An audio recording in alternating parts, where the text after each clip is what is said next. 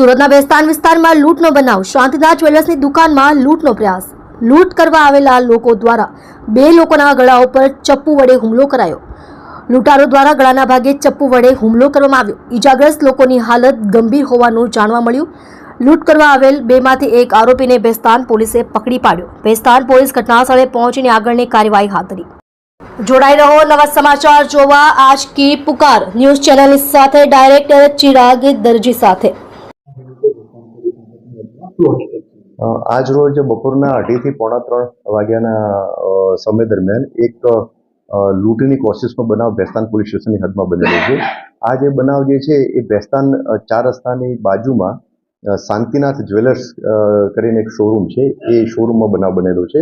બનાવની હકીકત એવી છે કે આ જે જ્વેલર્સના માલિક શાંતિલાલ લાલચંદભાઈ શાહ અને એમાં જે કામ કરતા બંસીલાલ ગુર્જર, આ બંને ત્યાં હાજર હતા.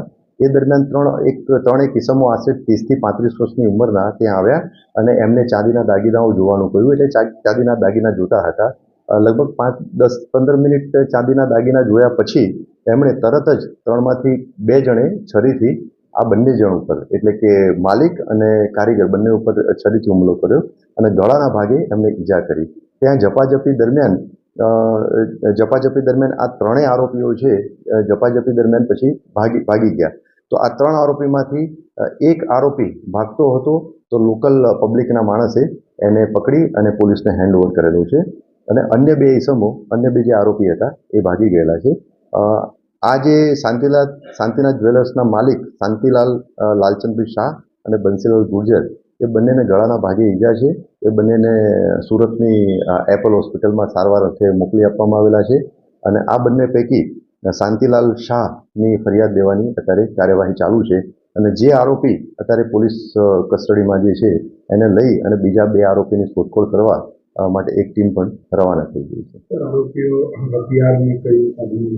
હા, અત્યારે પ્રાથમિક વિગત એવી જાણવા મળી છે કે 3 પૈકી 2 આરોપી પાસે છરી હતી અને એ છરી વડે જ એમણે આ બંને વિક્ટીમ જે છે માલિક અને કારીગર એમની ઉપર હુમલો કરેલો હતો.